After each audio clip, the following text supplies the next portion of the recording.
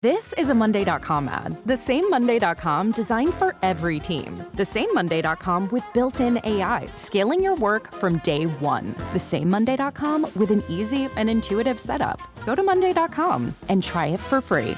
How would you like a 15% discount to my daily email, the stack of stuff, the show notes, discounts to the conference, all of that? All you need to do is text the word show to 33777. You'll get the annual subscription with a 15% discount to my daily email. You'll get the stack of stuff, the links to the show notes, discounts to the conference, and so much more. All you have to do is text the word show, SHOW, to 33777. Text show to 33777.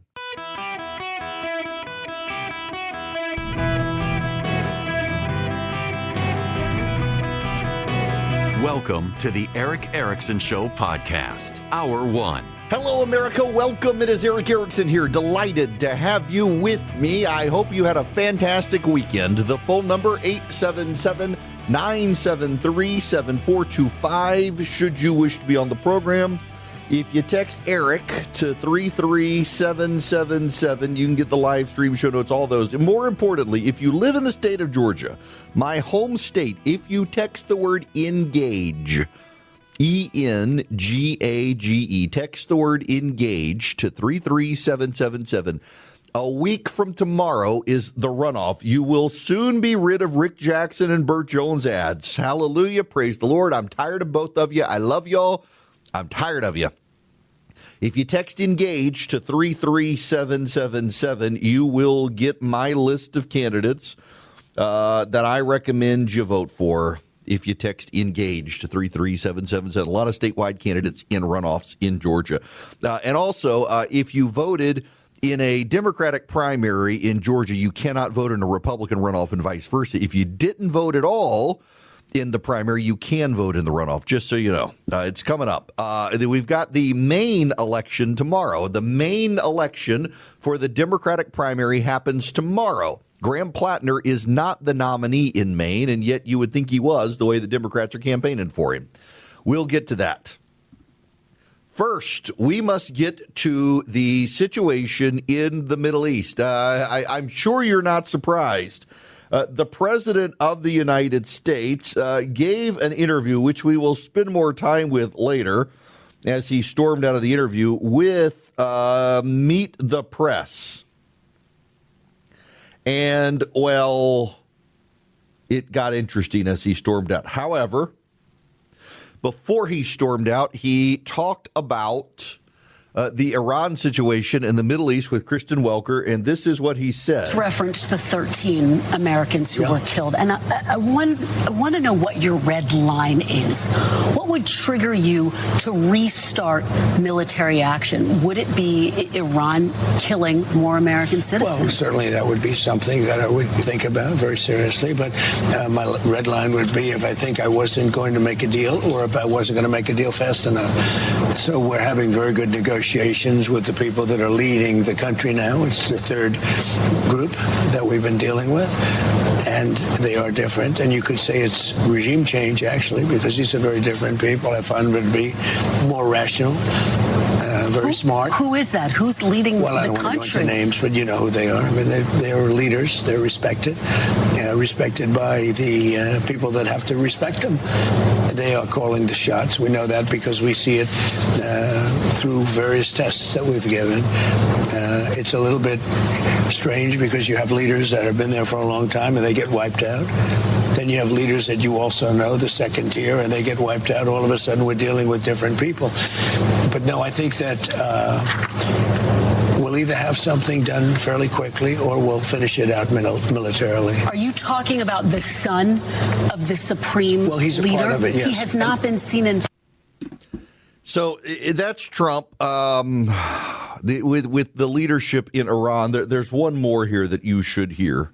President Trump, welcome back to Meet the Press. Thank you. Thank you so much for being here. We are going to talk about your visit while you're here in Wisconsin, but I'd like to start off by talking about the major issue that you are focused on every day, which is Iran. Sunday will mark 100 days since the first strikes. Your Secretary of State, Marco Rubio, said that the war had concluded, and yet just this week, Iran attacked U.S. allies in the region, calling it retaliation for a set of U.S. airstrikes. Is the United States at war with Iran?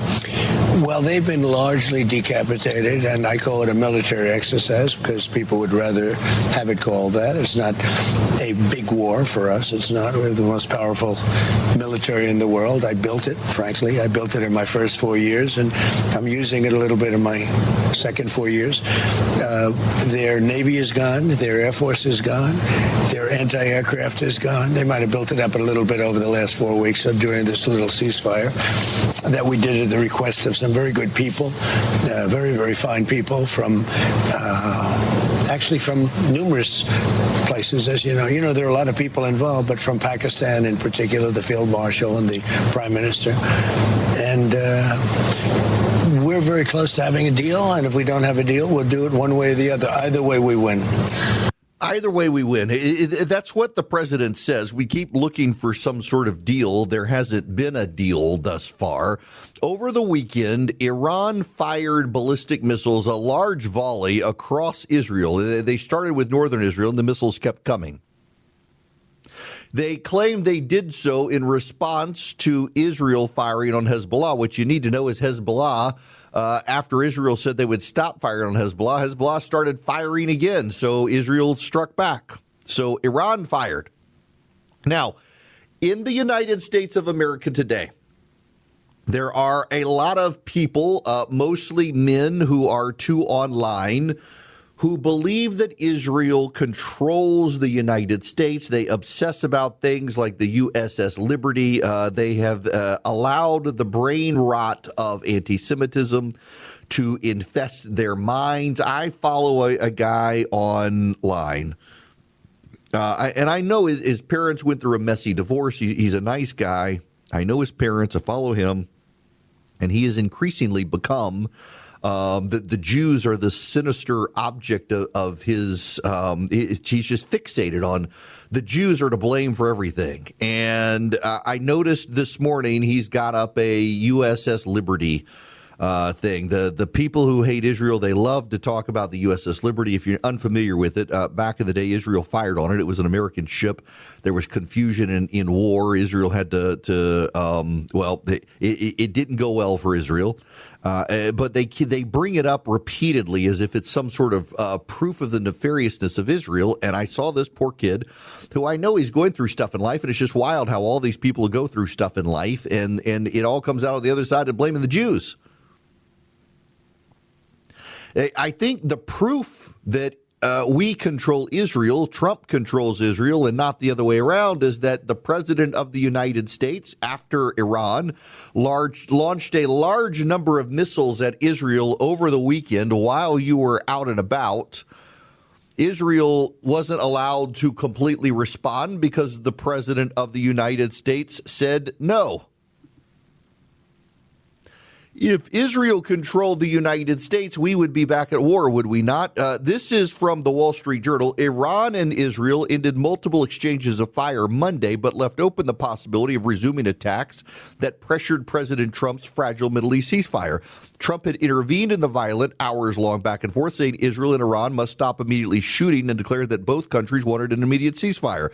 Shortly afterwards, Iran's military headquarters said it was ending operations by its armed forces against Israel, having delivered a painful response to that country. Should aggression and hostile actions continue, including in southern Lebanon, far more severe and forceful measures than before will follow, it said.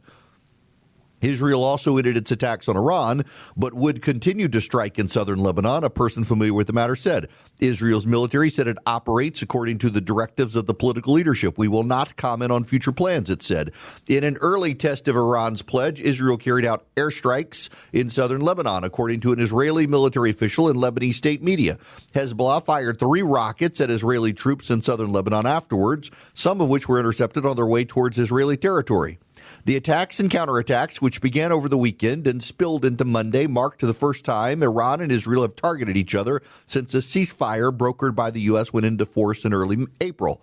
They began with an Israeli strike on Beirut and renewed fighting with the Iran-backed Lebanese militia Hezbollah and threatened to escalate a conflict that's been largely contained since then.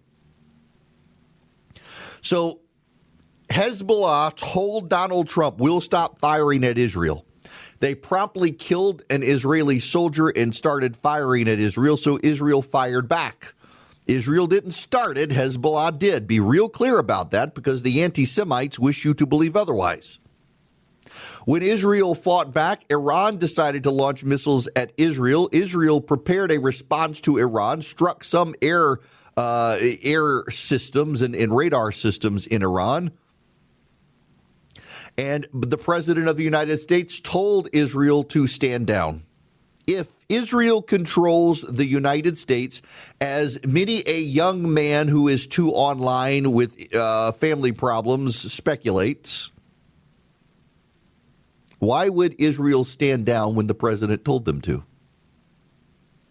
I'm sure the apologists, the conspiracy theorists, they've got some explanation. It's all a ruse, something or other, as opposed to Israel is an American ally and we are the dominant power and told Israel, you can't use our systems. It's the same as when the British and the Saudis and the Kuwaitis and the Emiratis said to America, you can't launch from our soil. We're telling Israel, you can't fire our missiles.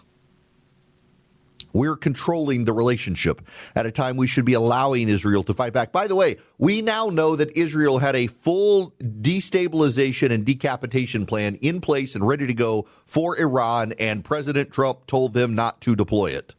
Again, if Israel controls the United States, we know they've got this plan. They would be deploying it. The problem here is the Pottery Barn rule. You know, the Pottery Barn doesn't actually have the official rule, and it's essentially a clever way of saying you break it, you buy it. Colin Powell told George W. Bush before the Iraq War that if you break it, you own it. He denied later saying it. Others have said he did advise the president of that. But the rule is still true. You break it, you buy it. We shattered the existing peace in the Middle East on February 28th. And then the president in April said bygones. Iran refused to acknowledge the bygones. It has opened fire with a ballistic missile volley at Israel. We have told Israel you can't respond aggressively. Israel has a decapitation plan in place. By the way, Iran also fired drones over the weekends at American vessels in the Persian Gulf. We shot them down. Listen, I don't think that this is stable. My suspicion is that behind the scenes, surely the president is preparing a response. Now, I said that this morning. I said that this morning. In fact, let me read for you what I wrote this morning. We broke the status quo ante. We own the wreckage, and ownership is not a feeling, it's an obligation. The only way to fix what we broke is to resume pressure on Iran relentlessly until the missiles stop, the mines are destroyed, and the strait reopens, rather than freezing our friends in place and hoping the regime in Tehran develops a conscience. Surely the president understands this. The man who ordered the strike that killed Khamenei is not a man who flinches or should not be. If Mr. Trump does understand it, then his public calm is cover for private resolve, and that is fine. But if he does not understand it, if the calm is the whole of it, then he will achieve something no American president has managed in a very long time. He will have started a war, won it, and then lost it. And worse, lost allies in the bargain through nothing nobler than dereliction of duty. I refuse to believe that of him, which is why I must presume an American response to Iran is coming. The alternative is not just unthinkable, it is un-American. I presume something is in the works and coming. I hope that's the case. This status quo of Iran gets to fire at all of our friends and we don't do anything is unacceptable. It's un-American. We have snatched defeat from the jaws of victory, if that's the case. And I can't imagine the president of the United States which wants to come away from this looking like a loser. So I assume there must be some preparations underway to finally end this regime, and I hope that's the case. Monday.com AI agents took over my work, and I absolutely love it. Chasing deadlines, writing status reports, updating stakeholders. Agents handle the daily grind now. I stay in the loop only when it matters. Create your own AI agent in minutes on Monday.com. Hello, welcome. It is Eric Erickson here, 877-973-7425. I've got to play this video for you guys. This is a woman at a Graham Plattner rally in Maine. Just listen to the logic. These are the sorts of people we're dealing with. Totem Pope tattoo, the Nazi tattoo. How do you kind of? Somebody said that they talked to somebody who had seen one of those or wore one of those, and it was silver, and it didn't even occur to him that it was the same thing. I think people are making as much of it as they can because they don't have a lot of substance around anything else. And if they did, we'd hear about it. Believe me, they are trolling for dirt. What if he has like a Israeli flag tattoo or something? Would that be a deal breaker? For me? Yeah. Honestly, yeah. That would be Israeli? Yeah, because I don't support genocide, and he doesn't either. And that would show that he was being inconsistent. And he's been very consistent about that. Straight across the board. You got that? He's got a Nazi tattoo, and it's not just any Nazi symbol. It's the symbol that the guards wore on their hats and lapels when they presided over the concentration camps. If you watch Schindler's List, you will note that the guards at the concentration camps have that skull symbol on their hats. That's the specific Nazi symbol. The people who presided over the death camps wore that symbol. And that's the one Graham Plattner chose to get tattooed on his chest. And this woman's like, nope, it's not a big deal to her. What if he got a Star of David or an Israeli flag? Oh, that would be a huge deal because that would mean he supports genocide. Wait a second. Wait a second. This is the irony here. This is the irony.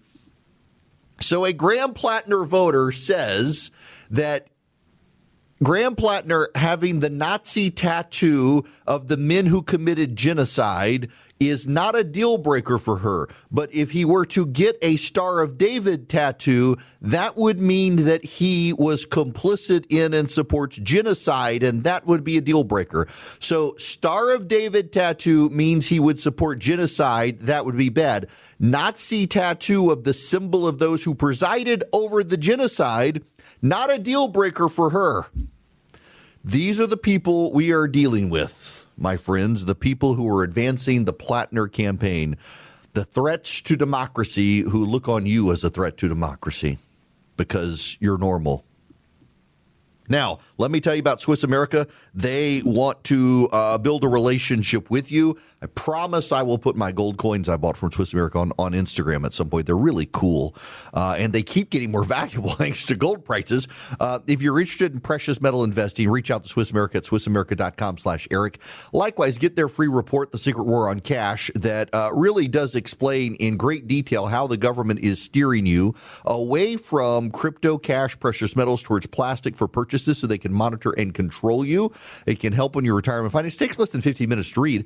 And if you go to SwissAmerica.com/Eric today, you can also get their news and views tab. So if you're kind of into investing yourself, you don't want to rely on someone else. It gives you some good insight that keeps you ahead of the game. Knowledge is not really power unless it's knowledge ahead of everybody else. And that's where Swiss America comes in to give you knowledge at a cutting edge pace so that you can make your own investing decisions. SwissAmerica.com/Eric. If you're interested at all in precious metals as well, they've been the leader in precious metals in this country for 40 years. SwissAmerica.com/ERICK. SwissAmerica.com/Eric. If nothing else, fill out the form and get the free report about the secret war on cash. This is a Monday.com ad. The same Monday.com designed for every team. The same Monday.com with built-in AI, scaling your work from day one. The same Monday.com with an easy and intuitive setup. Go to Monday.com and try it for free. Greetings, welcome. It's Eric Erickson here. The phone number is 877-973-7425. Should you wish to be on the program, we, my friends, need to discuss Spencer Pratt. because there's a lot of conspiracy theorizing out there. I do, however, wish you to know that I'm, while not supportive of the conspiracies, I don't blame people for the conspiracies.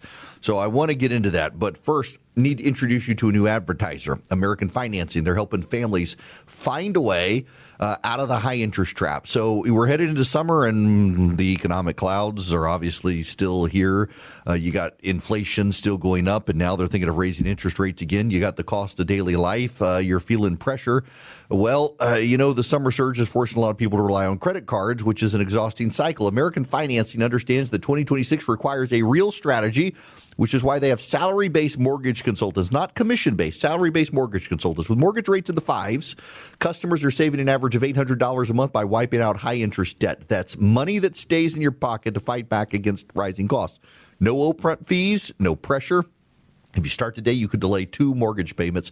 So call American Financing today if that's what you're looking for. 866-886-9262. That's 866-886-9262 or AmericanFinancing.net. AmericanFinancing.net/Eric.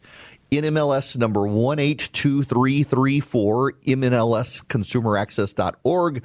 APR for rates in the fives start at 6.327% for well-qualified borrowers. Call 866-886-9262 for details about credit costs and terms. Visit AmericanFinancing.net/Eric. Average savings based on borrowers who save over $199.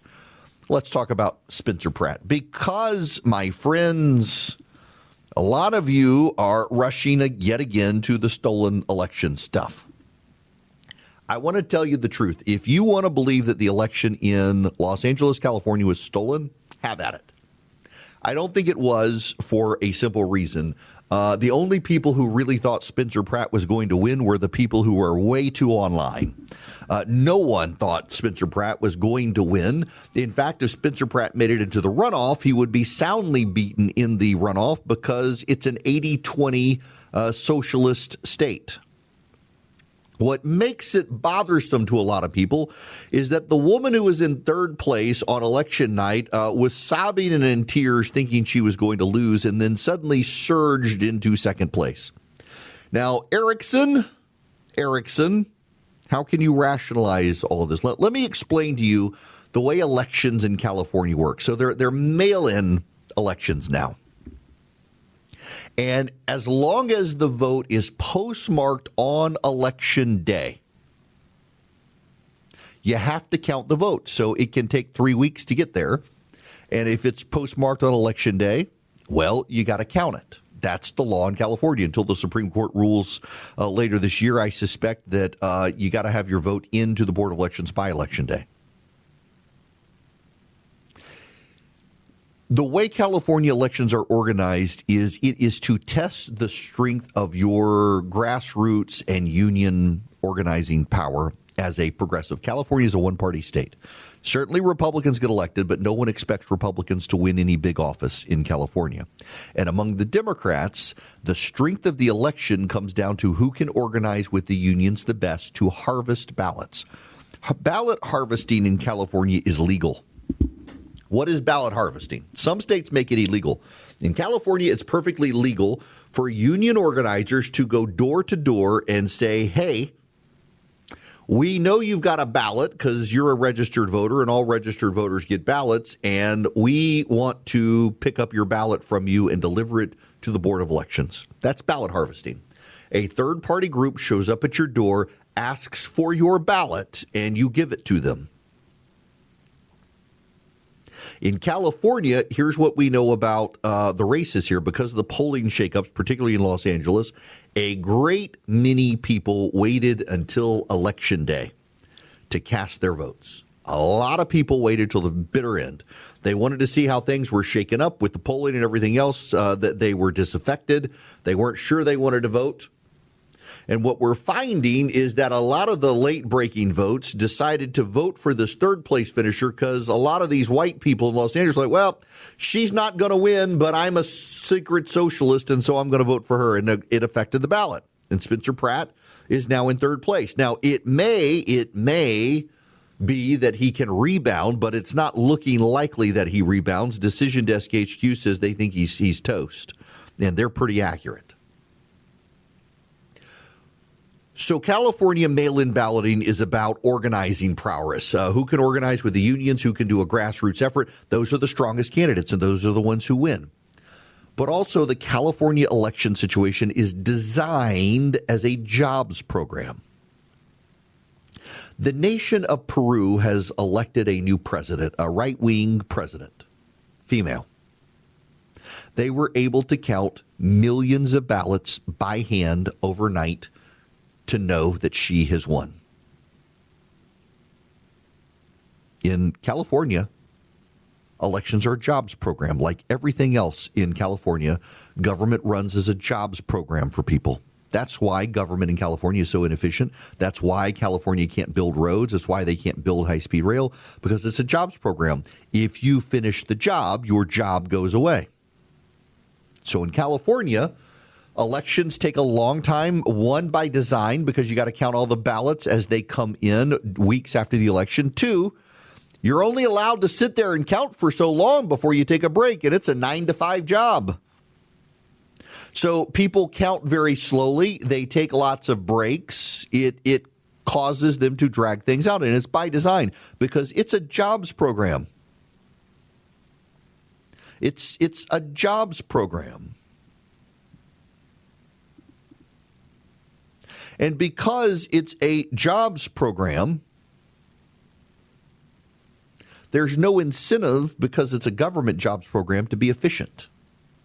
And because there's no incentive to be efficient, there's no incentive for you, the voter, to have the elections delivered in time for you to trust the system. So trust in the system breaks down, and they don't care.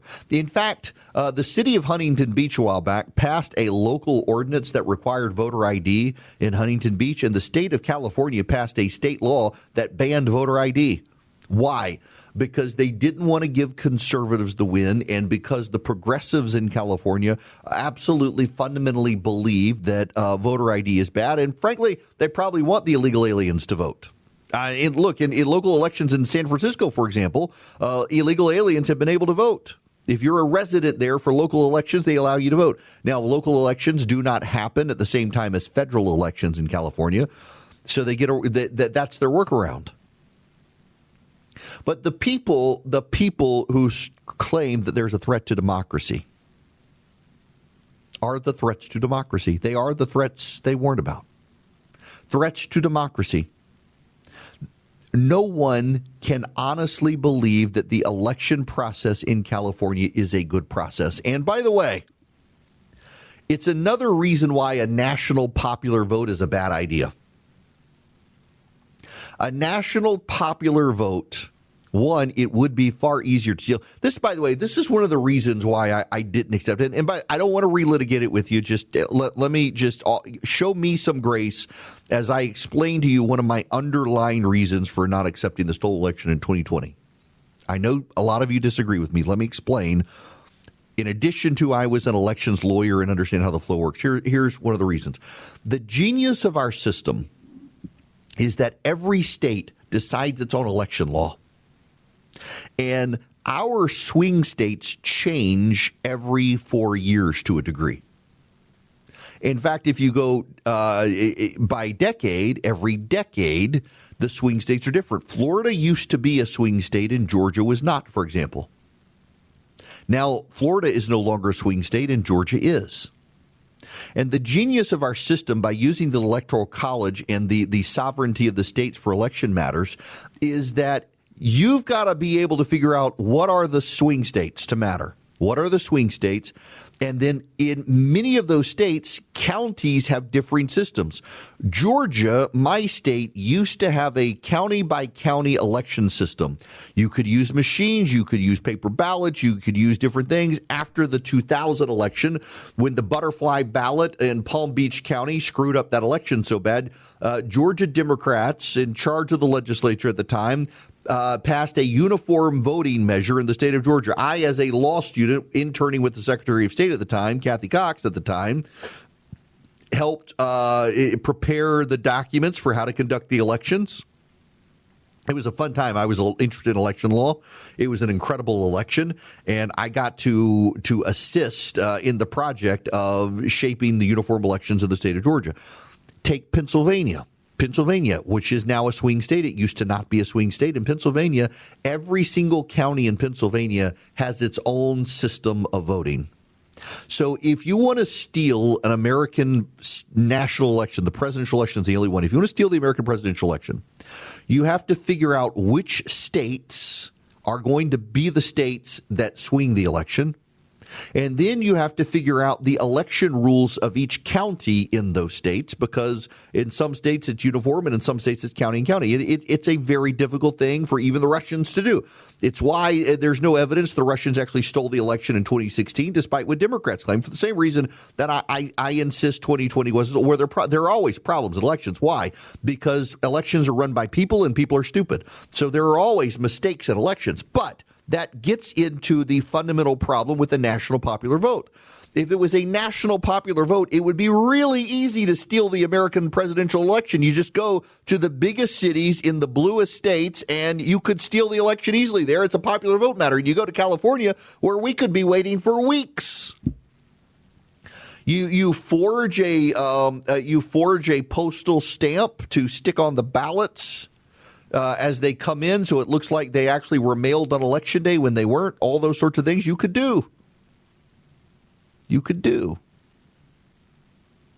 So all of that is to say, I don't actually think the election in Los Angeles is being stolen, but I don't care if you believe it, because California gets what it deserves.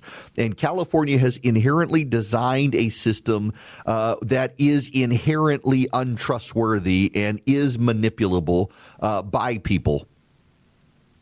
But Spencer Pratt was never going to win. If you really believe that Spencer Pratt was going to win, you've got to go touch some grass, because you're not grounded in reality. I thought he might be able to get into the runoff, but I wasn't even sure of that. You heard me say several weeks ago he had caught fire online, but I wasn't sure that online translated to offline. And my suspicion was that it didn't. In my experience, not as a radio host, but as a political observer and analyst,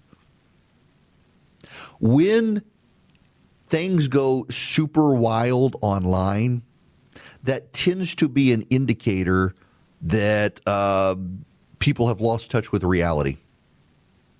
When you go on Twitter, and Twitter is the worst, it's the most prevalent, and you see the Spencer Pratt AI videos, and you think these are actually Spencer Pratt commercials, none of them actually were, you've begun to lose ground with reality. And then when Fox News gets involved and starts platforming Spencer Pratt's campaign, one, that was a sign he was never going to win in Los Angeles, because if he tied himself to the Republican Party, that was a sign in Los Angeles you weren't going to get votes. So he was never going to win. He wasn't going to win because it's 80-20 Democrat-Republican. It's 80-20 socialist versus common sense. His campaign was very big online, but didn't actually have the massive presence in Los Angeles that people thought. That you assumed it did because you saw him all over online, but online didn't translate to offline. But then there's the last thing here that we have to note. If the election does stay as it is, where the two ladies are in the runoff, you're going to have Los Angeles run by one of two communists. And that will put New York City, Chicago, and Los Angeles, three of our largest cities, in the hands of far-left socialist radicals. Karen Bass, ironically, she, by the way, remember, did work in Cuba and was close to the Castros. And Karen Bass is more moderate than the other woman. And that's wild and absurd. And it's Karen Bass's race then to lose. And Los Angeles, like Chicago and New York, get what they deserve. And I hope they get it good and hard.